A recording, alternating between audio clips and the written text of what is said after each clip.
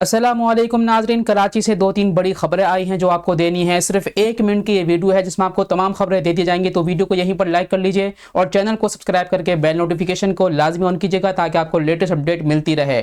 सबसे पहले बात करेंगे जो कि कराची में सिंध हुकूमत की तरफ से नाफिज करदा नई अजरक वाली नंबर प्लेट लगाना जो कि लाजमी करार दिया गया था, उसके खिलाफ जिन लोगों ने जो है जाली नंबर प्लेट बांटने की कोशिश की है, जाली नंबर प्लेट जो है वो फरोख्त कर रहे हैं, उनके खिलाफ सख्ती से क्रैकडाउन का फैसला कर लिया है। आज ही बिलाल कॉलोनी के अंदर पुलिस ने छापा मारा और मुतअद्दिद लोगों को गिरफ्तार कर लिया इस कानून की वजह से। साथ ही साथ आपको बताएंगे कराची के इलाके लियारी बगदादी में जो कि अफसोसनाक वाक़या पेश आया था। एक 5 मंजिला इमारत गिर गई थी जिसके नतीजे में सिंध हुकूमत ने फैसला किया कि तमाम कमज़ोर इमारतों को गिराया जाएगा।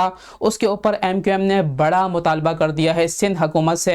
MQM ने यह मुतालबा किया है कि जिन इमारतों को गिराया जाएगा आगे चलकर, तो उनके रिहायशियों को एक आर्जी तौर पर प्लॉट दिया जाए, एक रिहाइश फराहम की जाए ताकि वो रह सकें। साथ ही साथ आपको बताएंगे कराची में फालिज के मरीजों की तादाद में हैरान कुन इजाफा देखने में आ रहा है।